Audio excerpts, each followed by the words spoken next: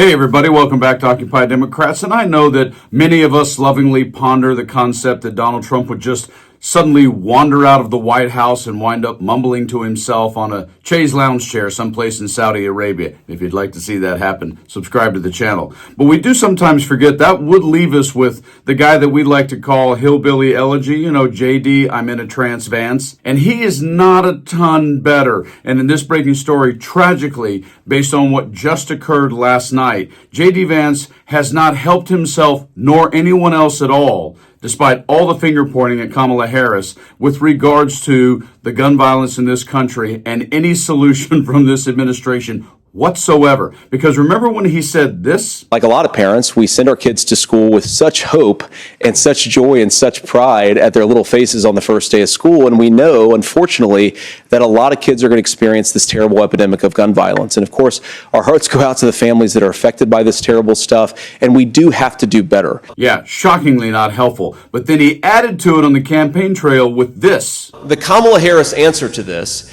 is to take law-abiding American citizens' guns away from them. Clearly, strict gun laws is not the thing that is going to solve this problem. And like all of them who are funded by the NRA, he winds up at the end of the day actually saying this. The gross majority, close to 90% of the gun violence in this country is committed with illegally obtained firearms. Fact of life. Yeah, we're just going to shrug our shoulders and call it a fact of life. I don't like that this is a fact of life. But if you are a psycho and you want to make headlines, you realize that our schools are soft targets. Because when it's all said and done, what we really should do, which of course, by the way, since this is older, he hasn't done it all, is to say this. And I think the answer is, and I say this not loving the answer, but I unfortunately think that we have to increase security in our schools. We have to make the doors lock better. We have to make the doors stronger. We've got to make the windows stronger. And of course, we've got to increase school resource officers. And as we all know, whether it's JD, I'm in a Trance Vance, or anyone else in his position, he doesn't have to worry about his kids going to public school at all. Because the idea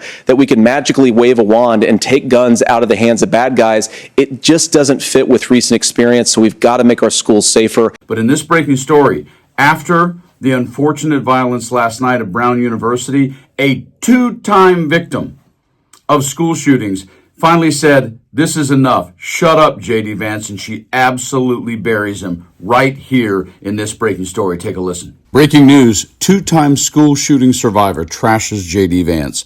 A woman who just survived her second shooting at a U.S. education institution has torn into Vice President JD Vance for what she says is MAGA's inaction on deadly violence at schools. In quotes, "It's honestly laughable," Zoe Weissman, who was just 12 when she witnessed the 2018 unalivings at a school in Parkland, Florida, who on Saturday survived yet another shooting that left 2 more gone and 9 more injured at Brown University in Providence, Rhode Island, told MS Now on Sunday. Her comments came in response to Vance's public statement about the Ivy League college fatalities. In quotes, "Terrible news out of Rhode Island this evening," he wrote on X. "We're all thinking and praying for the victims tonight." Weissman was reluctant to accept the vice president's condolences. We're already hearing from lawmakers, from the president and vice president in reaction to all of this. Vice President JD Vance, for example, he posted on X, calling the news terrible out of Rhode Island this evening, that we're all monitoring the situation and the FBI stands ready to do anything to help. And he ended that post by saying, "We're all thinking of and praying for the victims tonight." Is that enough from leadership in this country? Care about children, care about their constituents, care about people in this country. This will continue to happen. And there will be more people like me who have survived several school shootings. There's already students who survived the school shooting in Oxford and Michigan and then went to Michigan State and survived another school shooting. What more do you think students want to hear? It's honestly laughable. This isn't a new phenomenon, and we're going to get to a point where there's people like myself who have survived 2 of these. This administration was the same one that was in power when the shooting in Parkland happened, and they said the same exact thing. They sent their thoughts and prayers and told us that they were thinking of us. Clearly they weren't. If they actually cared about us and they were actually praying for us and they actually wanted us to do well, they would do something to end the gun violence problem in this country. And I think a lot of my fellow students can agree with that we're fed up with the current administration and Congress's inaction. Fellow Brown University student Mia Tretta also lived through the 2019 Saugus High School shooting in Los Angeles, surviving a gunshot wound to the abdomen, unlike her best friend at the time, who was one of the 2 people fatally shot in the violence.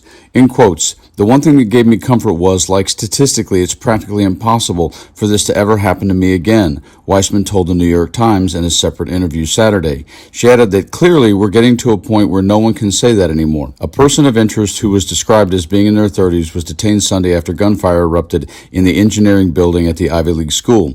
It's unclear what prompted the shooting, which occurred during a final exam review at school founded in 1764. No identities have been released of the shooter or victims. Yes, this can become a broken record. No doubt, totally understand it, no problem.